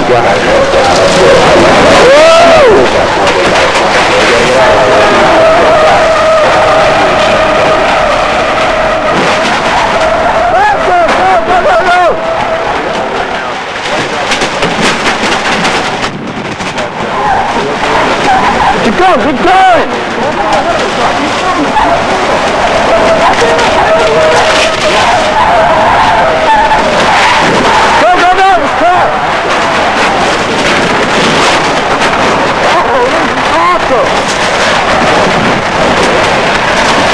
Can't stop. Oh my God! Is your heart working again? People in here can get out, and I don't know what we're going to do about that car. I have no authority to... Picked it up like there was nothing. Oh, yeah. Picked it up like nothing. Yeah. Set it on top of that other car. Interstate 84, not just one, but a number of mudslides. This is in the Troutdale area. Now look at, this is I-84. See the truck just stranded there in the middle. Can you imagine? A horrible situation. This is going to take literally days. I-84 closed to the gorge for at least 4 days at last word. Well, look at this. I would consider that an active sign. Stuff still coming down. This is going to be some time in the cleanup. We are almost sealed off in all directions in this town, given high water in every direction. And we've just been talking about the major roads. There are hundreds of little highways and little streets that are completely blocked off. We can't even mention them all. We're just covering the major ones right now. The good news, if you missed it earlier, Matt Zafino, who's as good at watching the river as he is at watching the skies, told us some hours ago that tomorrow's crest, which is still expected to take place sometime around 10 a.m., will not be the anticipated 30 feet. It will crest out at approximately 29 feet, which is about 0.8 of an inch by our reckoning under the levels that we struck during the floods of 1964.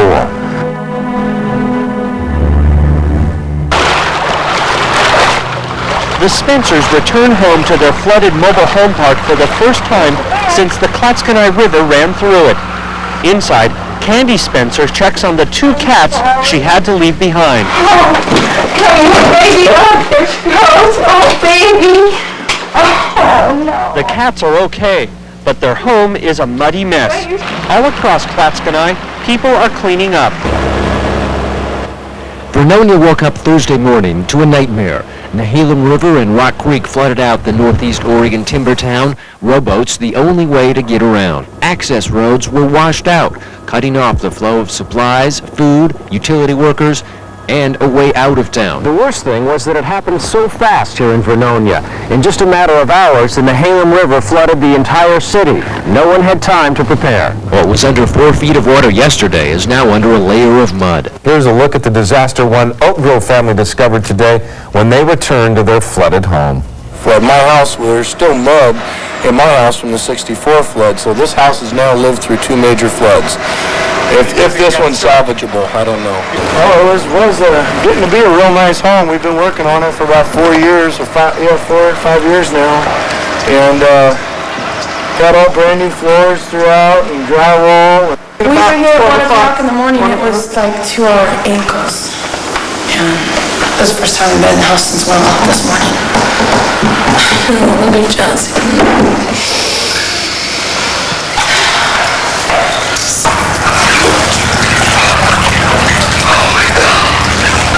This is how I expected.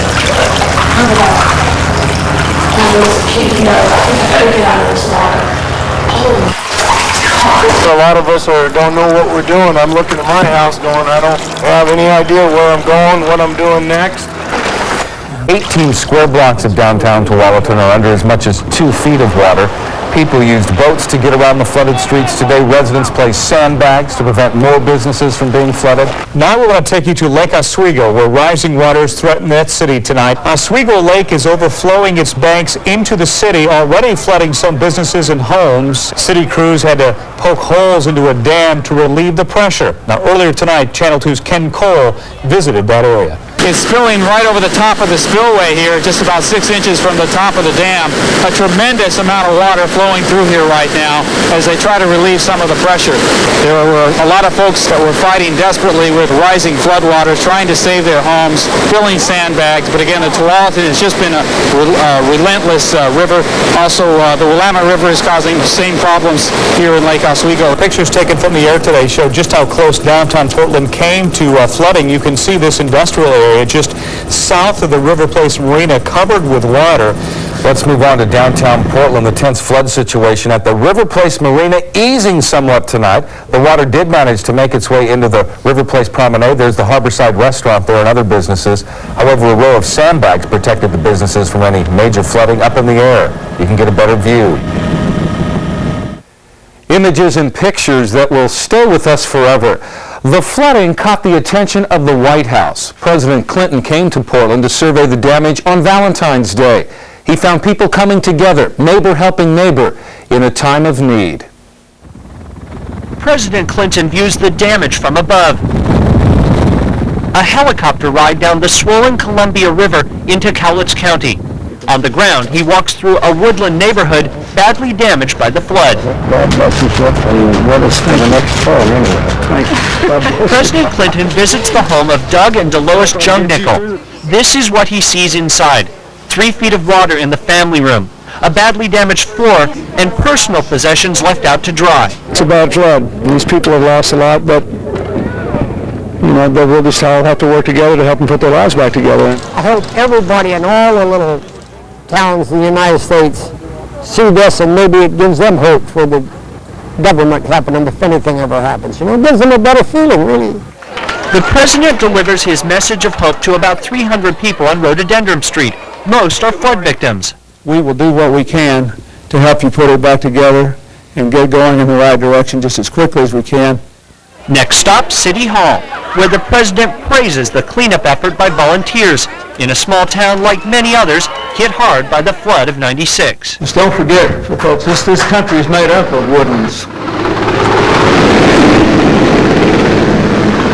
After landing on the Portland waterfront, the president walked along the 2-mile barricade built by volunteers, the same barricade that many had said could not be built. And in an interview, he said the wall will serve as a symbol of what happens when people pull together. What did you think about the seawall? The one that was built by the volunteers. I thought it was, first of all, it was an awesome accomplishment, just the idea that it was done in a day. But I think it really symbolizes what's best about this country. You know, everybody rallied to the mayor's call. You may not believe this, but this wall has really captured the imagination of people all over the country. Everybody that's heard about it. The president shook hands with about 300 people, many of them the volunteers who had helped build the wall. Our country has been watching you and pulling for you and praying for you. The going will get tough again for these people in a week or 2 weeks or 3 weeks. Many of them are almost in shock now, but they will have to come to grips with the dimensions of their losses. And so I ask you all, be on the lookout for your friends and neighbors for the next few weeks, because a lot of them will have to come to grips with enormous personal loss and anxiety and pain, and they will need you then as well. Thank you. God bless you. When this thing starts to calm down, we're all going to have to pitch together and help our fellow people who are in trouble, neighbor helping neighbor. It'll take days, perhaps weeks, to hose down and scrape off tons of mud. It was the worst experience I've ever had in my life. I've never seen anything like this. It really was. Dan Landholt calls it a miracle. They stood in here for 3 days in that water and they survived. When you look at the neighboring farms, you understand Dan's feelings. For the grisly chore of counting up dead cows in dairy-rich Tillamook County is now underway. Downtown Tualatin is still underwater. 85 businesses are closed. It looked bad enough at dawn, but Department of Transportation engineers didn't know how bad until daylight, and by then, traffic on I-5 was backed up for 9 miles.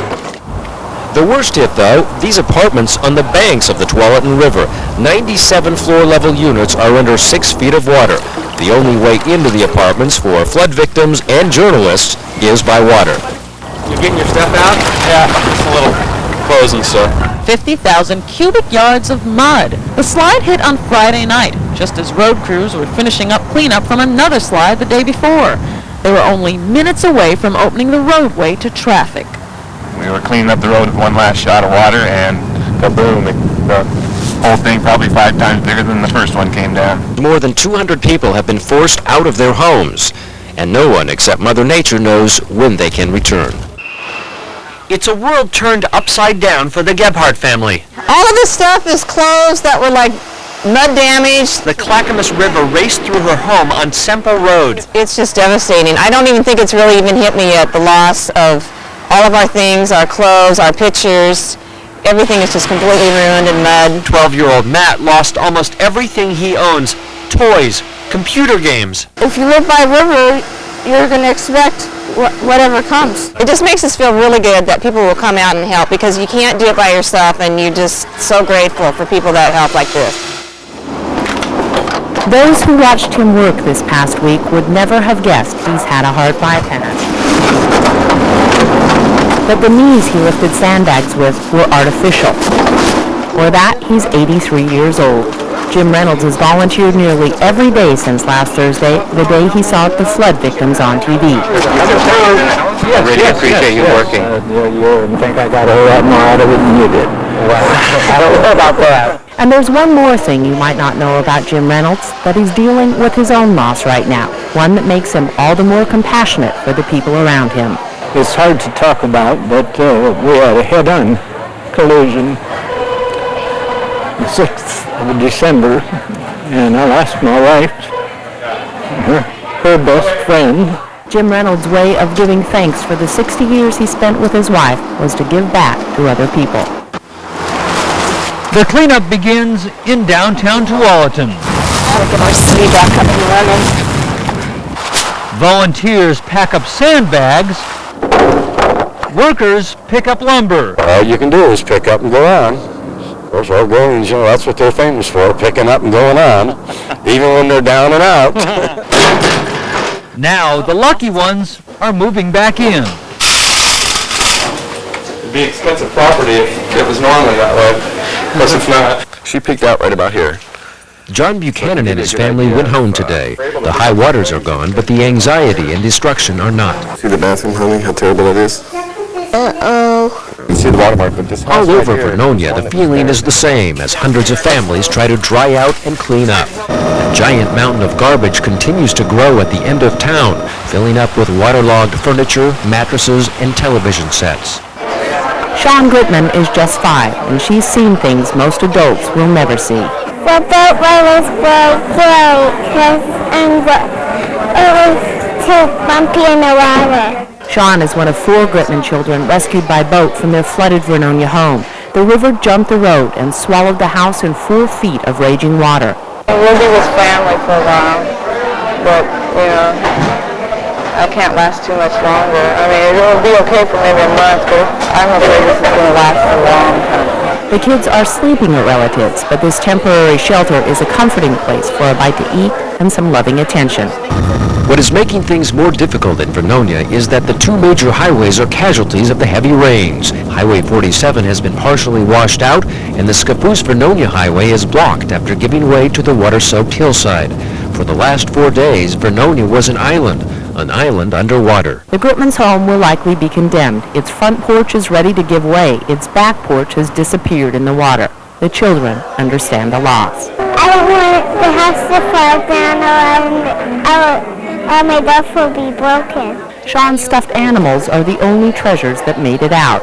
All of the children's toys must now be thrown out after being contaminated by floodwaters. I missed my pig and I missed my babies. You can see the strain in the face of the young mother of 4, a mother who doesn't have a drop of flood insurance.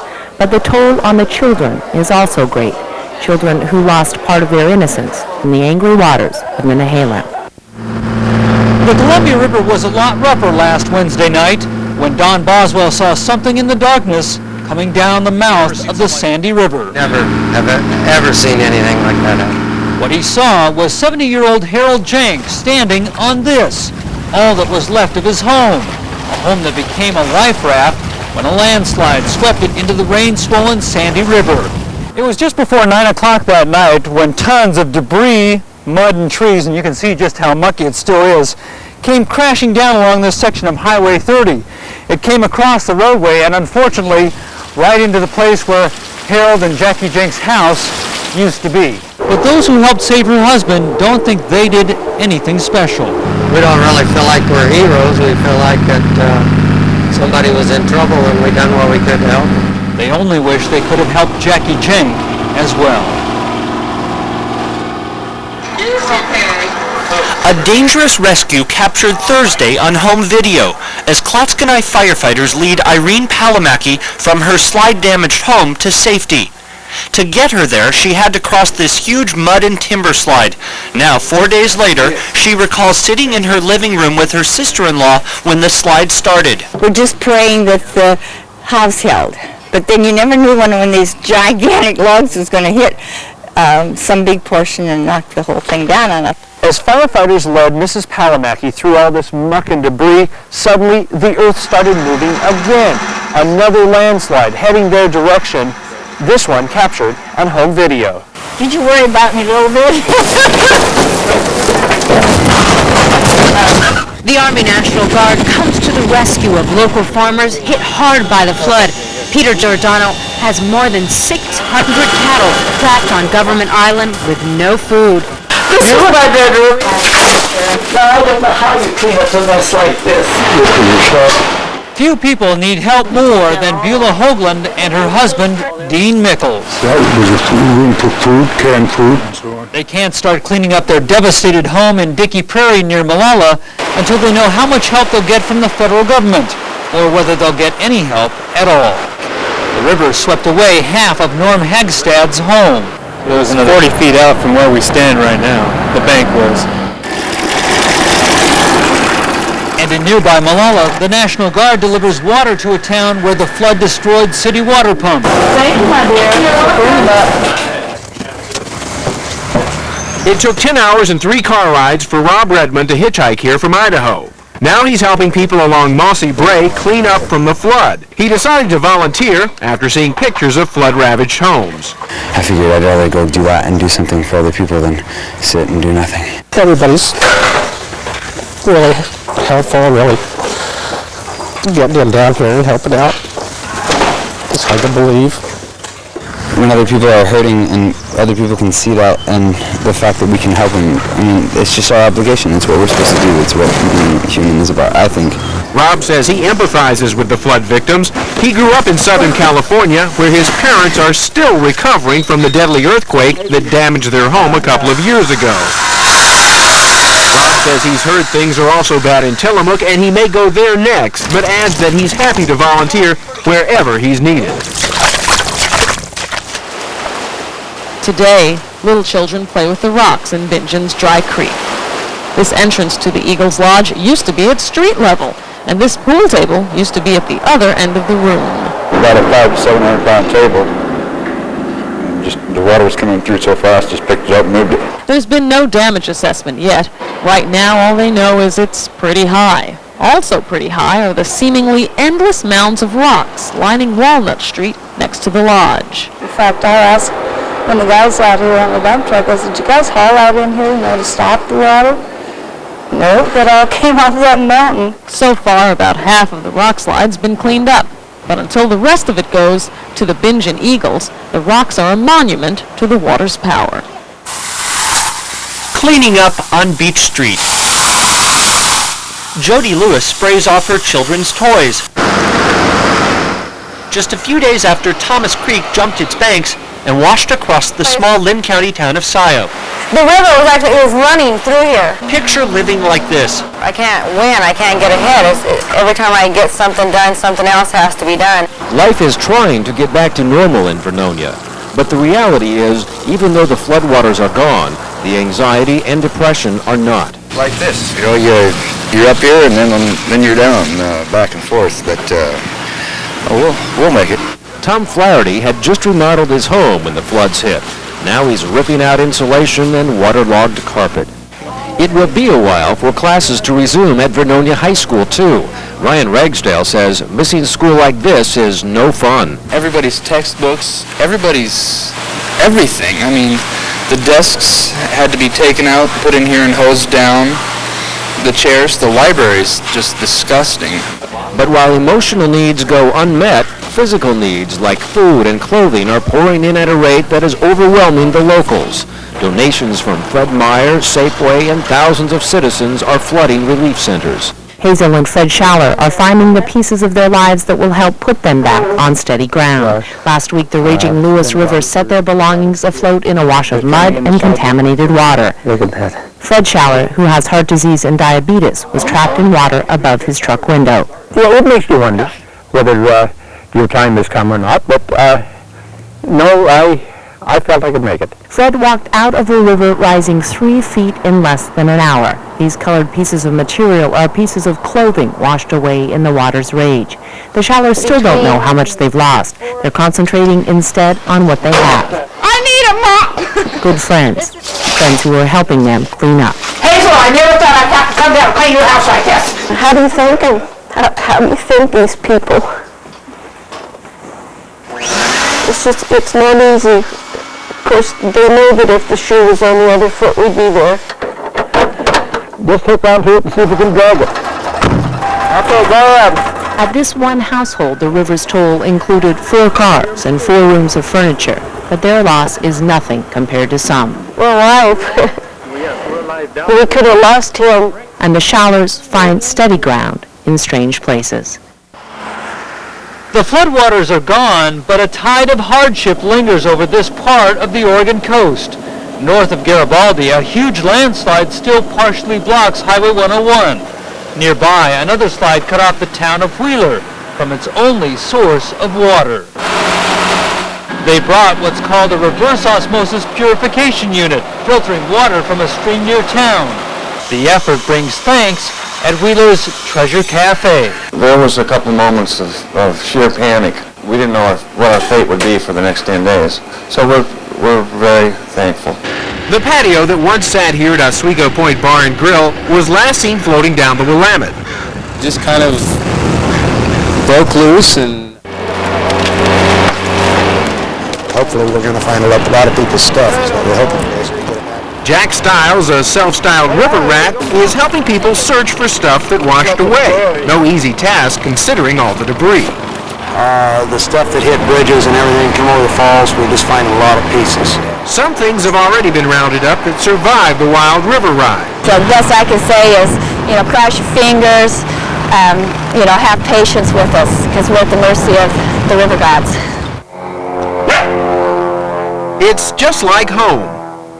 I know some people like oatmeal in the morning, some people like eggs. Leslie Jensen and her husband are playing innkeeper to neighbors whose homes were ruined by the flood. This is Bill and Marge's bedroom and their bathroom, and Cheryl and Tom are staying in this room. The Jensen's home is on a hill. They invited neighbors to stay when the water began to rise in the nearby Tualatin River. We've watched our poor neighbors deal with a lot, so we feel very fortunate. And they're delightful people. You couldn't ask for better neighbors. Insulation, wallboard, what a mess, huh? Marge Long and her husband Bill live across the street. Marge says staying with their neighbors makes it a lot easier to get things done. There's something about being close to the familiar, I think. And so we could see our house and it felt better. During the height of the flood, Bob Klein slept in his boat outside the Jensen's home, but could use the phone and shower whenever he wanted. It was like a hotel in the neighborhood, but you didn't have to pay. Only now is survival near the town of Mist turning to cleanup. About up to here. Jeanette Grant shows how high the water got in her home. There's the window, the mark right there. Jeanette and others are surviving on donated items stored here at the Mist School turned Supply Depot. While most towns and cities are well into their recovery, Mist is hardly even started. Bottled water and barrels of food arrive from flood-stricken Vernonia because the problems in this small town are huge. Luis Valera's barn was flooded, and hay that wasn't ruined is running low. He's bought what hay he can. Meanwhile, people in Mist hope the help keeps coming. They'll need it for months. If you want to feel like a flood victim, start from the beginning. Be 20-something. Have a dream of going into business with your best friend from childhood. Find the perfect place, a 5,000 square foot lakeside property. Spend 5 months and $225,000 building your business. We have this all planned out over the next 2 years of how we were going to grow this business, and this wasn't part of it. Close your doors. Steady yourself as you give away $3,000 worth of food. We figured there was going to be some bumps in the road, but we didn't figure there was going to be mountains to climb. Be 20-something. Watch your first business, your first dream, washed away. Breathe deep and start over. Slabs of asphalt tossed across a field show the flood's power, but it's the bigger picture, acres and acres and acres of pasture land smothered in silt that really show the destruction. In places, the mud is several feet thick. Some say it looks like a scene from the 1980 eruption of Mount St. Helens. It will be midsummer before fields can be reseeded and grass grows tall enough to feed dairy cows. A group of farmers and sisters in Redmond area brought us a load of hay last week for our younger animals, and that helped a lot. High-priced hay bales lie steaming and rotting outside his barn, and 3.5 miles of fence line disappeared under mammoth logs swept in by the flood. Look at the size of that log, all up and down here. Look down the river there. My gosh, it's just, it's just like a clear cut down through there. But the amount of damage, and knowing any day feed donations may stop, have even the most optimistic here wondering whether they'll be able to make it through this year. In the small community of River Grove, where nearly half the population has been affected by the flood, the help is received with open arms. But it's not just the Red Cross that's making a difference here. It's also the many volunteers who continue to show up every day. Out of the 125 homes in River Grove, about 25% have been devastated by the flood. Thanks to volunteers, the rebuilding has already started. And as for those who have signed the Crawfords volunteer list, We'll pull it together. Then we'll have a bodacious party to thank everyone. This gravel road used to lead to almost a dozen homes. Now it's a road to nowhere.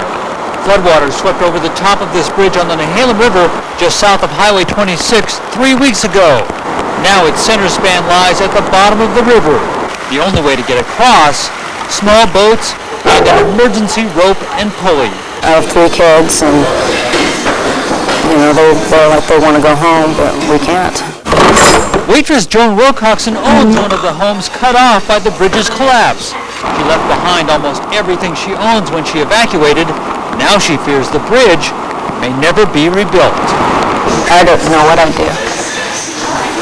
My property value is lowered. The bridge may qualify for federal flood disaster relief. Locals hope so because there's no way they can afford the $1 million it'll take to fix it. And this all was up there, now it's all down here. It's one of the most scenic trail systems around, offering panoramic views of the Columbia River Gorge and a half dozen major waterfalls. But the trails around Multnomah Falls have taken a real beating in recent weeks. Huge slides have washed out giant sections of the trails, including a newly renovated part of Perdition Trail, where a $150,000 staircase project was wiped out. neighbors and friends remove furniture and valuables from the home they fear could literally tip over. A mudslide, which started 2 weeks ago, has now left the home teetering on disaster. It's heavier on the backside than it is the front. And so if the rest of that leaves, then you've got more weight on the backside and it could just tip over. Utilizing huge cranes, construction crews will work throughout the weekend in an attempt to save the house. Okay, it isn't pretty. 500 pieces of concrete, 45,000 sandbags, 900 cubic yards of rock, and 916 wood panels lining Portland's beloved riverfront. But make no mistake, 1 week ago, the wall was Portland's last defense against a rising river. At the time, I think all of us were thinking, we've got to get this thing done or we're in trouble. City workers Steve Barrett and Bill Long scratched out an engineering plan and didn't wait for city approval to buy the supplies. They knew they were in a race against the river, but they wouldn't have won that race without the help of hundreds of volunteers.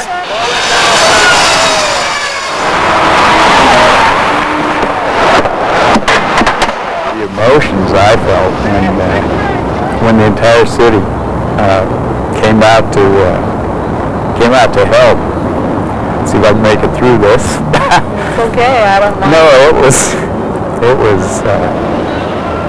spectacular. Beyond my wildest dreams. In the end, it was a mile long, 4 feet high, a symbol of what can be done when a town pulls together. You're gonna break it, Trent! It sounds like any other school, but there are signs this first day back at school is different. Inside Vernonia's Washington grade school is the high water mark from the flood that tested this building and tested the patience of students shut out of classes for nearly 3 weeks. Kids are glad to be back. I think it's good. What do you miss most about it? Talk to my friends and stuff. It's good, and I talk to them about the flood. Teachers took classes themselves to spot flood-related depression in children. So far, there's been very little. We're totally surrounded. The only access to this school was by boat. Principal Randy Altman carries pictures comparing the damage to cleaned-up classrooms. And everyone just pulled together, and bit by bit we reclaimed what the flood had taken. But brown bag lunches are still the rule. Health inspectors say the cafeteria isn't clean enough to serve hot meals, and the freezer room needs work too. They just told me this has to be done. This all has to be done in here. Next door, Vernonia High School's even worse. Classes won't start again for another week in portable classrooms that began arriving today. All part of a recovery that's hardly finished, but not nearly hard enough to break the spirit of those living here. Channel 2 viewers showed they have the spirit of the Northwest by opening their hearts and their checkbooks. They donated $500,000 to our flood relief effort, money that went directly to people who need it most. Here's a look at how that spirit of giving made a difference. How many did you lose and how they died? We lost 112, and they all drowned, basically. Some of them. When floodwaters forced the Nearings to evacuate, they took the herd to the highest ground available. But days later, they found it wasn't high enough. Yeah, we flood. You have pastures get water every year. That's no big deal. You don't think nothing of it. But nobody would have ever guessed it'd get that deep. Come on. So to help out, we dug into our viewers' flood relief fund to buy 10 Springer heifers. These cows could have cost up to $1,400 apiece. But Nearing's neighbor also wanted to help out, so he cut $550 off the price of each cow. This is our camping area. As you can see, we got food and stuff, shelves around, books to read. The Beebes have been living in this small prayer room at the Life Center Open Bible Church ever since the flood forced them from their home. Their woodland trailer home condemned, their belongings inside rotting away. Worked for years, and now it's in 1 second it's gone from our money. It's just an awful feeling. It's pretty hard to take. The one thing the Beebes say they need the most is a bed. When it arrived today, the Beebes approved. We've also bought a new refrigerator to help out in the kitchen. That is when they can afford to buy a house that has one. 75 tons of hay rolled into the Nehalem Valley today, compliments of Channel 2 viewers. Farmers anxiously unwrapped it like a Christmas present they never thought they'd get. This hay, trucked all the way from eastern Oregon, is destined for 40 flooded farm families. They came in here with a motorboat and rescued us off the top of the stack here. Penda Meeker says the hay the flood destroyed in their barn saved the life of her family. But now she says this donated hay will save their livelihood by keeping their cattle alive. Well, that chest of drawers goes in the front bed. Okay. It's only a delivery of donated furniture, but to Arvil and Leola Sessions, it's a truckload of hope. Yes. Lived for 85 years and then you have something like this happen.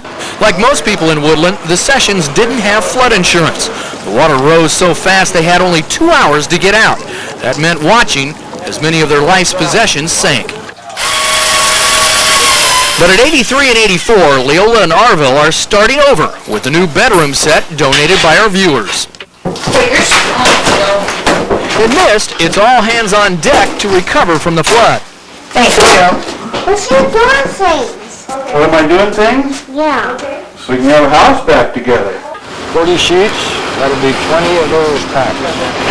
Your money paid for construction materials to help rebuild nearly 40 homes. While government money is also helping with flood relief, many families say it's too little, too late. They've been too slow, for one, and for another, they don't cover everything that's needed. And this really fills in the gap.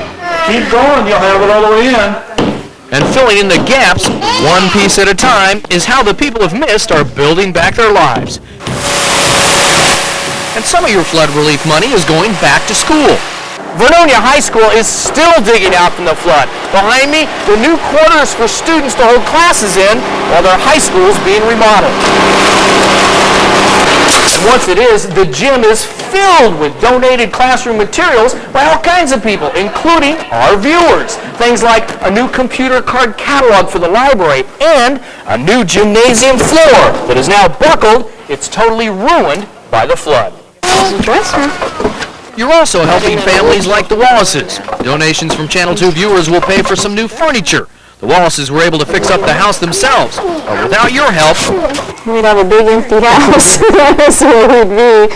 But I mean, we're thankful to have the house and you know, the carpet and stuff that we've been able to do on our own. But the furniture isn't something that we could afford to replace. imagine an entire mountainside crashing into your home. Everything inside buried or crushed by boulders. That's what a landslide did to Hirsch and Carol Rosh's life.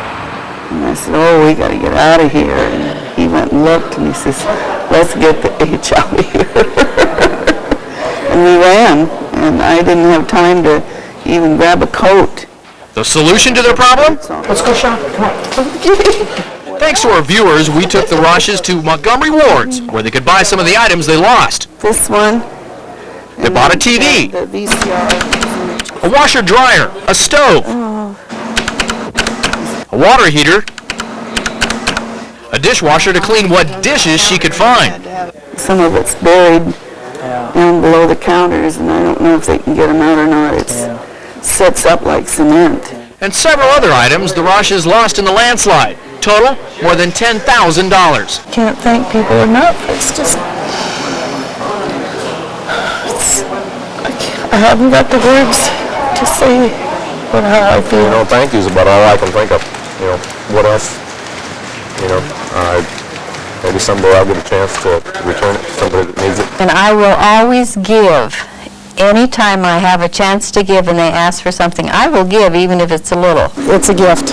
And thank you very much. I'm just glad that people are thinking about the animals too. You know, the Red Cross was here helping with the people, but a lot of us that have animals, our thoughts were, how are we going to feed our animals? And the viewers are a godsend, and they will never know how much they've helped here.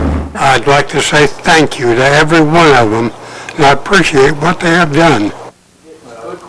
I can't believe that people are so kind, so generous. Before it was over, most of us realized, reporters and flood victims alike, we'd never been through anything like that before. Comparisons were made to other catastrophes, floods of 48 and 64, and suddenly we realized, were we to add a little music and the words of an anonymous poet, we'd have legend in the making.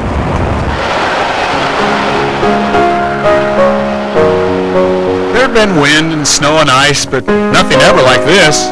Who could know what was coming in the flood of '96? Quite suddenly, it was upon us. Muddy water rising everywhere. Little time to make higher ground, pack a bag, or say a prayer. From Woodland to Mill City, Chehalis to Idana, Clatskanie, Vernonia, Centralia, and Kalama. It was the same everywhere. A lost home, a family business. Who could know what was coming in the flood of '96?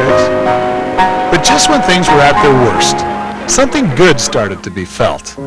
Neighbors and friends and strangers came to say, hey, we can help. They came in goodly numbers. Teenagers volunteered, oldsters too, to rescue, shelter, or sandbag, whatever they could do.